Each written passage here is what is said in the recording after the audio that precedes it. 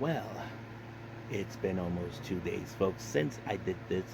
Well, I'm back to make up for Wednesday. So, we're going to be reviewing, of course, the G1 Climax regarding the C and D block. So, we'll see how that goes. And then, of course, we have AEW Dynamite that features blood and guts. Who will walk out? Will it be the Blackpool Combat Club or the Elite? And then, of course, we jump into MLW Fusion 174. We only have two matches involved, Becca versus Billie Starkz. And then, of course, the opening round of the Opera Cup tournament that's finally made its return. And then we move on with Impact Wrestling. As you know, we still come off the heels of Slammiversary. However, what things have happened since then, anything could change until then. And then finally, we move on with Ring of Honor. As you know, we're heading to Death Before Dishonor. We're going to see what happens before it because we do have a proving ground match for the women's title, and Athena is not a happy camper due to the fact that once again she has to deal with Willow Nightingale. But that's going to be an awesome match as well. And then, of course, we got some couple of news updates to tell what's been going on in the world of pro wrestling, such as what events the promotions are throwing out, who is booked, what matches are set, any signees, any injuries, the whole enchilada. So, let's get ready for another episode of the Deleted Wrestle Zone.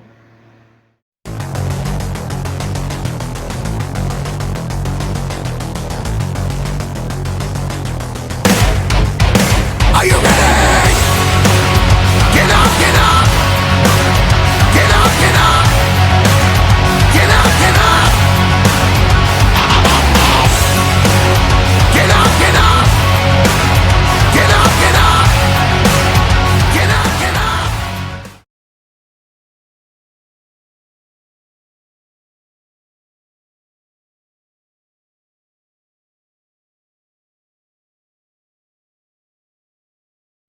Welcome everybody to the Elite Wrestle Zone, all things that is pro wrestling with AEW, NXT, New Japan Pro Wrestling, Impact Wrestling, the National Wrestling Alliance, various promotions, wrestlers, matches, and championships.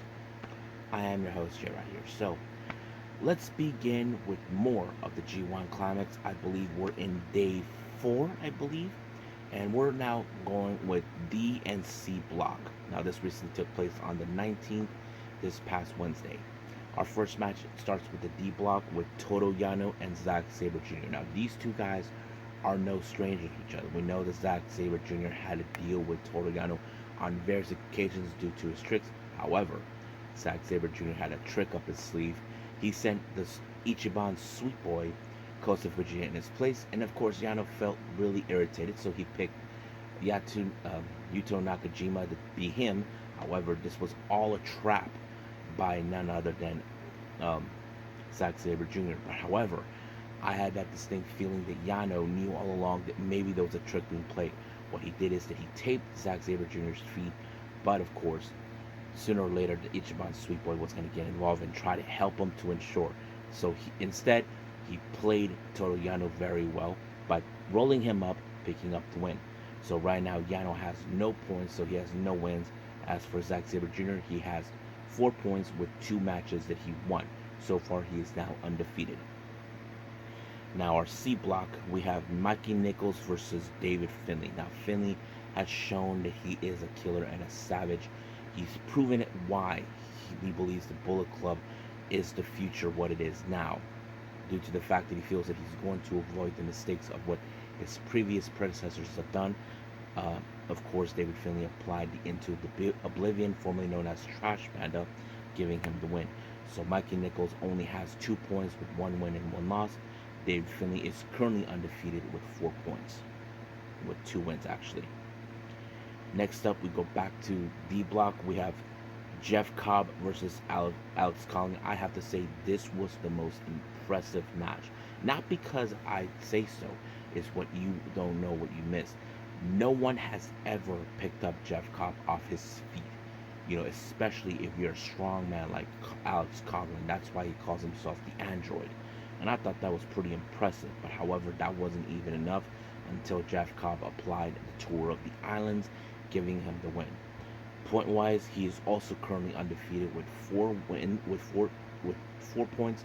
That means he has 2 wins and no losses. As for Alex Coughlin, he's right now winless.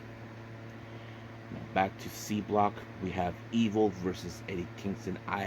Eddie Kingston, as you know, he is well prepared. He knows that the House of Torture would do whatever it takes to pick up a win for their leader, Evil. However, you know that Togo has some things up his sleeve. Eddie Kingston did everything in order to hold him up. But however, when Eddie Kingston turned his attention to Dick Togo, Evil actually low blowed him, then applied the everything is evil, giving him the win. I'm sure Eddie Kingston will get his revenge, but however, the one thing that still goes into my mind, that Evil has pinned the New Japan Strong Openweight Champion. Does that mean Evil does get an opportunity of that belt? No one has addressed it, but that's something I did pick up. So anything is a possibility. Now, our next match, we have the D block. We have Shane Haste versus Tanahashi. I thought this match was going to be very interesting, but however, Tanahashi, for his age, as you know, he is picking up slow pace, but he will do whatever it takes to pick up a good win. But however, he applied the high fly flow to defeat Shane Haste. So at this moment, Shane Haste has only 2 points with 1 win and 1 loss. Tanahashi the same thing, 1 win and 1 loss. So that's pretty much early right there. Now C block, we have Aaron Henare versus Shingo Takagi. This was going to be a house fight like I would have imagined. However, Aaron Henare was able to pick up a good win when he applied the Street of Rage, giving him a good win against Shingo. So he gets 2 points. This is his first win. As for Shingo, he still is winless. He actually lost his first match, but now he lost his second. Now we jump back with D block. We have Tetsuya Naito versus Goto. Now you probably can guess that Goto would also do whatever it takes to pick up the win. But however, Naito tried to apply Destino maybe once or twice, but when he finally applied Destino, it was over right from there, from the get-go. So that was a pretty good way. So right now Naito has 2 points with 1 win and 1 loss. As for Goto, 0 points with just 2 losses. Now our next match, we have the C block. We have the Tomohiro Ishii versus Tama Tonga. This match was absolutely amazing. Tama, who has shown why he is a rising star. He has risen to the ranks since he was excommunicated from the Bullet Club. But however, his fight with Ishii was amazing. However, it only took a few tries for him to apply the gun stun, and boom, just like that, Tama Tonga won. I mean, I know he has the capability to become a world champion. That's something we can expect, but we'll see what happens then. So I think that's pretty much it, what we have for New Japan Pro Wrestling. I believe it's time for AEW Dynamite.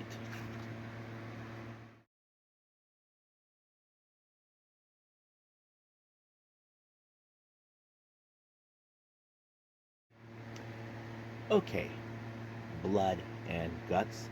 AEW Dynamite. We've been waiting for this for quite some time. This is the epic conclusion between both the Elite and the Blackpool Combat Club, or as we call them, BCC. Now let's get started from the very beginning. Our first match is for the FTW Championship.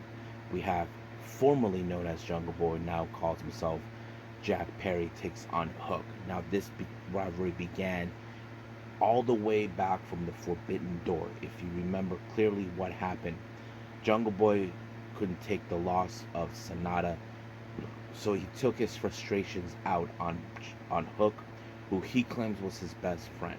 However, Hook would definitely get his hands on Jack Perry for what he did, but however, he requested this match to happen. So it was going to bound to happen. Now, there are moments where Hook was not a slouch. He knew exactly what Jack Perry was all about, but however, things have backfired for Hook when the referee was knocked down, and of course, Jack Perry applied the belt on his face and he pinned. Referee did not see it. Jack Perry became the brand new FTW champion. Taz, on the other hand, is disappointed that how this turns out. I'm sure he wanted to see his son continue winning, but I'm sure he'll give Hook some encouragements, knowing that he will have to get that belt back, since they treat this more like a family heirloom. Now, Alex Marvez had an interesting scoop. Apparently, there was like a secret meeting between both Don Callis and Chris Jericho. Now, it's no secret that Don Callis has said that he wants Chris Jericho to join his family. Now, Jericho made it clear that he doesn't join factions, he creates them. But it looks more like he isn't a consideration. We just don't know what's the extent of this meeting because apparently they got caught. Now, we've been seeing a bit of the brotherhood bond between both MJF and Adam Cole. And Adam Cole knows that MJF does not like spicy food, so he's trying to show him to conquer his fears in order to become a much of a stable teammate. And I think that's something that is gonna be interesting to watch. But it seems like it was fun. Now our next match, we can say this is much of a squash match in the women's division. Britt Baker versus Kayla Sparks, who we haven't seen for quite some time, but it's great to see her. But however, this match ended with the lockjaw regardless. So, like I said, it was more of a squash match. Now, our next match, we have the Blind Eliminator Tag Team match between Sammy Guevara and Daniel Garcia taking on MJF and Adam Cole. I thought this match was very interesting. It started out with the dance-off and then, of course, the match. I have to say, Adam Cole and MJF really seem like they can get along. But we have seen times like this when MJF turns face and then later he turns back to heel. But however, they were able to pick up a win when they apply like a double clothesline on Guevara, picking up the win. However, Jericho doesn't know what to make of it. He tries to talk with them, but that kind of ends it bad. However, they are the winners of this Blind Eliminator tournament. That means they get a shot against FTR for the AEW World Tag Team titles. Now, our main event, it only took an hour long on this one, is the Blood and Guts match. The BCC, the Blackpool Combat Club, taking on the Elite. So it opened up with Claudio Castagnoli taking on Kenny. So that's how it turns out. Then we jump into Pac and Hangman Page in their respective lines. Moxley versus Moxley and Nick Jackson, Wheeler Yuta and Matt Jackson, and then finally Takeshita, and then the one man we've been expecting, Ibushi. It was more fun to see Ibushi. I mean, Ibushi, he looks more like the kind of guy that, like a storm is coming and you don't know if you can stop it, and that kind of felt like it. However, I was like impressed with the whole match. Even Moxley, who's not afraid of him. I don't know if he should be afraid or what, but the Elite took this match all the way. However, things did not go exactly according to plan due to the fact that there's been miscommunications between Pac and Claudio. Now, we know that Pac has issues towards Kenny. Things didn't go his way, so he flipped off everybody, and then all of a sudden he had like a bolt cutters or whatever they call it to use it. He got out of the ring and walked out. And then things were not looking good for the BCC, but Don Callis made the choice to take Takeshita out, knowing that this is not working out. But of course, it was Wheeler Yuta who, in fact, was suffering pain when he was being choked out by the chains. However, Moxley, he made the most drastic choice to surrender, knowing that he did not want to see Yuta suffer. So that's how it ends. The Elite won the match, and that's pretty much how it rolls. So very happy for that. And I think that's pretty much it what we have for AEW Dynamite. Let's move on with MLW Fusion.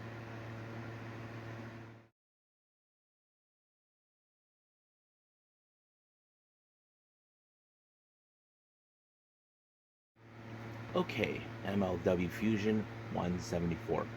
Now it opened up with Becca taking on Billie Starkz. Pretty good match, not one of the greatest, but of course the commentators acknowledged that Billie Starkz graduated from high school, which is great. However, Billie Starkz picked up a really good win against Becca when she applied the Swanton Bomb. However, as soon as this match was over, she received a bit of a package from the Calling Goons, the guys with gas masks. We don't know what was in it, but when Billie Starkz opened it, she freaked out. Now, I couldn't tell what was it about, what was inside the box. I don't know. It felt kind of strange, but it freaked Billie Starkz out, but who knows? But that's how it runs. Now, we do get interviews from two different people. There's Love Dog. Apparently, Love Dog is acting like a total stalker because he's a big fan of Becca. Becca has been performing in MLW recently, but however, I don't know how this is going to go on since now he's been declared as a stalker. Now, our next interview, we have Saint Laurent, who had his issues towards Microman, but however, Microman showed up to teach him a lesson. However, Microman wasn't alone. He seems now he is tight with the Second Gear crew. I wouldn't be surprised if he's a new member of Second Gear crew. That would have been great. So it showed pretty well. Now, there was a number one contendership match for the MLW World Title. That person was Willie Mack, Alex Kane. Once again, with the disrespect, calling Willie Mack that he's people for the belly or whatever he calls him, but he doesn't believe that he's going to be the dethroner. I mean, I would agree with that, but his arrogance has shown why he's such a cocky individual. So that's how it rolls.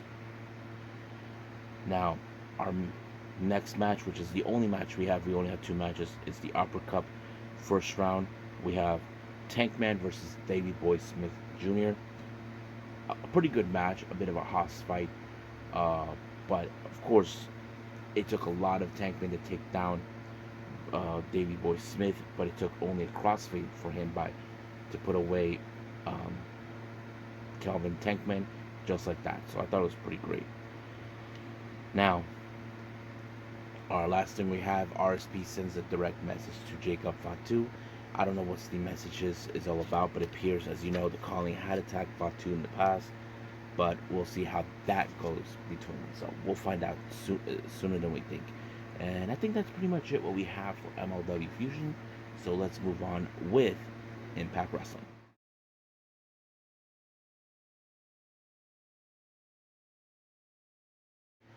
Okay, Impact Wrestling, as you know, we are coming out of Slammiversary, which is one of the biggest pay-per-views ever. We have witnessed the return of Scott D'Amore of his position. Of course, they're still in Windsor, Ontario, Canada, which is the home of Scott D'Amore, a proud Canadian. I thought it was really fun, and people are calling welcome back. But of course, Scott D'Amore is very happy. But he even gave the layout of certain aspects, as you know, Josh Alexander, everything else. But however, he had to deal with some pain in the asses. We're talking about, of course, the Good Hands, who are not on friendly terms with Scott D'Amore.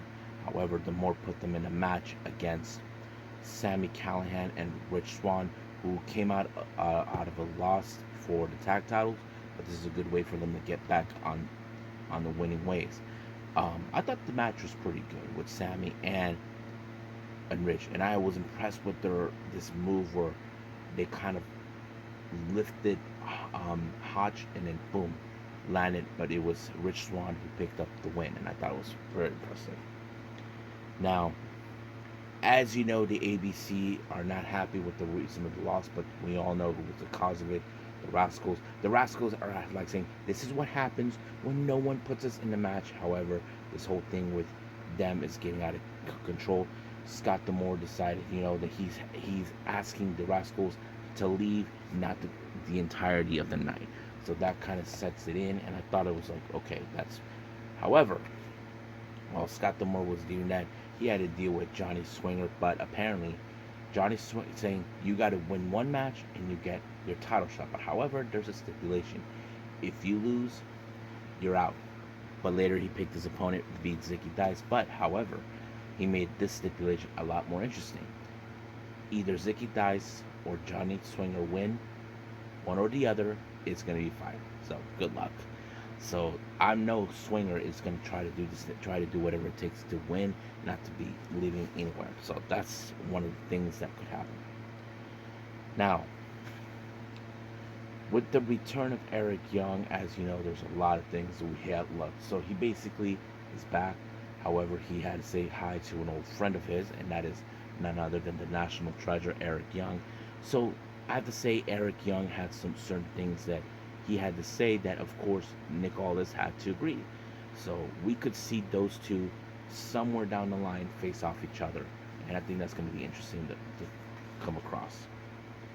Now our next match we have Jake Something versus Kevin Knight. I thought this match was pretty good because you got a guy who's a big, strong dude taking on Kevin Knight, who was a high flyer, who participated in the Super Junior Tag League, and of course, Best of the Super Juniors. I thought it was very impressive, but however, that heightness and speed did not do any well until Jake Something applied Into the Void, and it was just done just like that.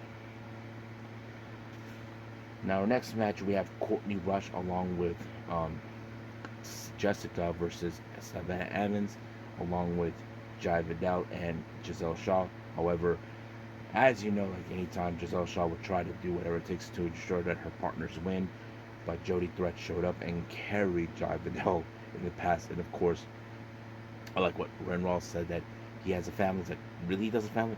Well, I hope he does. But however, Courtney Rush won the match with the spear, giving her a good win.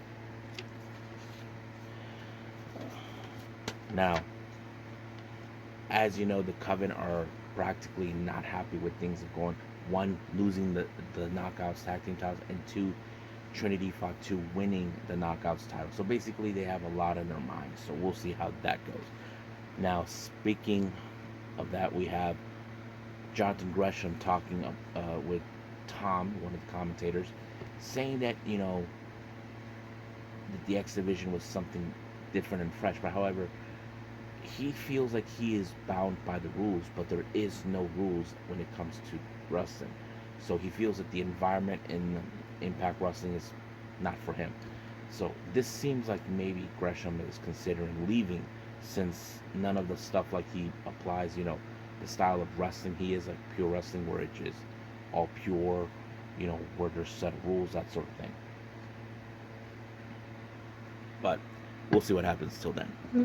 Now, Giselle Shaw and Savannah Evans were looking for Jody Threat and Jai Vidal. However, they come across our newly crowned Knockouts Tag Team Champions. But of course, they got the nerve to mess around with them. But however, Jody Threat brought Jai Vidal. He looks like a scared little puppy. And that was it. All the Giselle Shaw cares about the next outfit. I thought that was really hilarious. Now, once again, as you know, we saw recently what happened in Slammiversary. Alicia Edwards ensured this match with her husband, and Frank Kazarian falls with Eddie Edwards. But it seems like the feud between Alicia and Tracy Brooks is far from over, so that's going to be one crazy time. Now, our next match is for the Impact World Tag Team titles, the ABC versus Subculture, Flash Morgan Webster and Mark Andrews. Pretty good match. I think it was a very interesting what we could done. However, the ABC were unsuccessful to regain these tag titles until Mark Andrews applied a pinfall on Bay, and that was pretty much it. So they retained the belts. However, we witnessed the return of Josh Alexander, the Walking Weapon, gave about saying that, you know, how it was hurtful that he was out for a while, but he knew he had to get back on track and regain the Impact World title. But of course, Alex Shelley comes out to address him, but then Leo Rush showed up. But however, I had a distinct feeling why he showed up, and that reason that Leo Rush showed up was Option C. Now, those who aren't familiarized, this was a stipulation that was made by Austin Aries. If you win the X Division, you have the right to challenge for an Impact World title shot. So we know that Josh Alexander issued it, so did Frank Kazarian, very others. But now it's going to be interesting to see how this is going to go. However, Kushida won the X Division, had some unfinished business with Whitley Rush, but we'll see how that goes. However, they were viciously attacked by Bully Ray, Moose, and Brian Myers. But however, they try to get Leo Rush to get involved, but Rush has no interest, so he just physically walked out on them. So I don't know what was going on right there. I think that's pretty much it right now with with Impact Wrestling. Let's move on with Ring of Honor.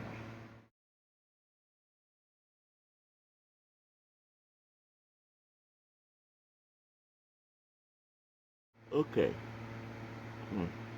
Welcome to a news update. So this is what we have. Now, this was announced in Gatoh Move during their last briefing show. It took place on early this mid-July. Gatoh Move announced for their next show that will take place in Takashi Daida Community Center. It'll take place on August 6th. So she applied to, they call this 4 Aces, but the matches that already been announced is um, um, Mei Suruga versus Miya Yatsuba and Shi Koshikawa taking on Nono Gaseto. So that's going to be the two matches involved. Now, if you guys follow what's going on here in the SoCal area, Super Beetle, a wrestler who I met before, has announced that there's going to be a brand new promotion coming out soon called Dino Pro Wrestling. So you can see it on the SoCal, whatever, but that's going to be fun. GCW has announced that they will be making their debut in Corkin Hall on October 12th, since they were doing a tour down there for a while. So I'm looking forward to see them in this big event. Wrestling Revolver is announced for the Redacted Forever. Eric Young will be making his debut on the 2nd of September. Fightful Select reports that Britt Baker said that she would like to face Mercedes Moné at the AEW New Japan Forbidden Door. I have to say that match could definitely happen. I'm sure there's a lot of options of matches we can see between those two. I think I can agree on this one. So this is going to be great. The next entry involved in the All-Star Junior Festival is Blake Christian taking on, since we know he will be involved in this. It's going to be interesting to see. Now it's official. On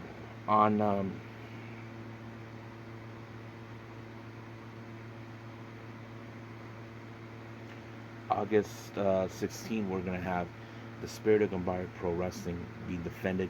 Yuri, who I mentioned before, will challenge for this belt. It's going to be a lot interesting to see. Singapore Pro Wrestling has announced the return of Riho. Now, Riho hasn't been in this promotion for quite some time since she lost her belt to Alexis Lee, so that's going to be fun to watch. Bakugai Jeans have announced for their upcoming event of Volume 7th. That'll take place on the 24th of July, so that's going to be fun. Now, if you guys remember, not too long ago, there was a report about a brand new Yoshi promotion that would be based here in the United States. They announced two big names that could be involved in this match, that is none other than Tomoka Inaba and, of course, Arasi Nakajima. So that is something. We got one from Ceiling, one from Just Top Out. So that's what's been announced. Now, Mickie James has been announced to be participating on August 26th for Ref Pro. There is no indication who she's going to be faced, so that's what we know. Then finally, the West Coast Pro for From the West Coast with Love. We have, of course, Koto Hiro will be making his debut. I don't know much about him, but it was just announced and I decided to do it for anyway. I think that's pretty much it what we have, so let's just call it a day.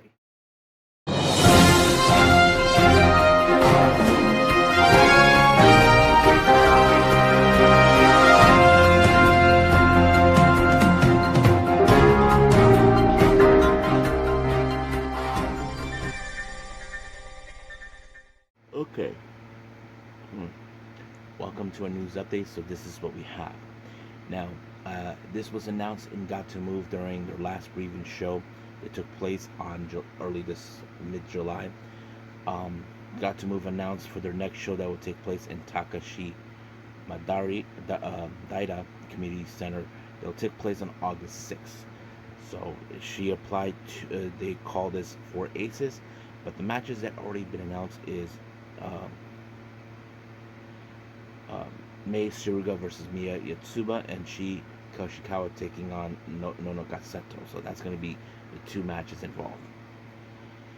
Now, if you guys follow what's going on here in the SoCal area, Super Beetle, a wrestler who I met before, has announced that there's going to be a brand new promotion coming out soon called Dino Pro Wrestling. So you can see it on the SoCal, whatever, but that's going to be fun.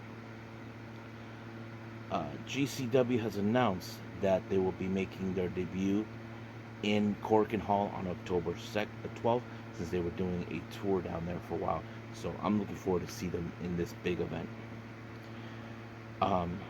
Wrestling Revolver is announced for the Redacted Forever. Eric Young will be making his debut on the 2nd of September. Fightful Select reports that Britt Baker said that she would like to face Mercedes Moné at the AEW New Japan Forbidden Door. I have to say that match could definitely happen. I'm sure there's a lot of options of matches we can see between those two.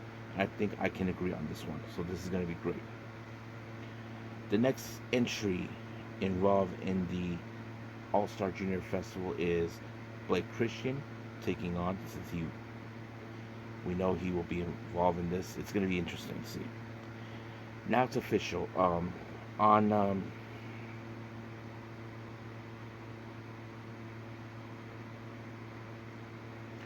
August 16, we're going to have the Spirit of Gambari Pro Wrestling being defended. Yuri, who I mentioned before, will challenge for this belt. It's going to be a lot interesting to see. Singapore Pro Wrestling has announced the return of Riho. Now, Riho hasn't been in this promotion for quite some time since she lost her belt to Alexis Lee, so that's going to be fun to watch. Bakugai Jeans have announced for their upcoming event of Volume 7th. That'll take place on the 24th of July, so that's going to be fun. Now, if you guys remember, not too long ago, there was a report about a brand new Yoshi promotion that would be based here in the United States. They announced two big names that could be involved in this match, and this that is none other than Tomoka Inaba and, of course, Arasi Nakajima. So that is something. We got one from Ceiling, one from Just Top Out. So that's what's been announced. Now, Mickie James has been announced to be participating on August 26th for Rev Pro. There is no indication who she's going to be faced, so that's what we know. Then finally, the West Coast Pro for From the West Coast with Love. We have, of course, Koto Hiro will be making his debut. I don't know much about him, but it was just announced and I decided to do it for anyway. I think that's pretty much it what we have, so let's just call it a day. Sorry everybody for that last part of the camera. I'm falling asleep. Working Comic-Con is not fun, but one of my friends posted photos that his brother met Danhausen and Brody King. I thought that was great. I even saw Jake the Snake Roberts. I did not have a picture for it, so just letting you guys know. Coming up, we have more on the G1 as we speak. We do have Death Before Dishonor, then AEW Rampage, and then finally NXT Level Up. So I will be doing 4 reviews on that.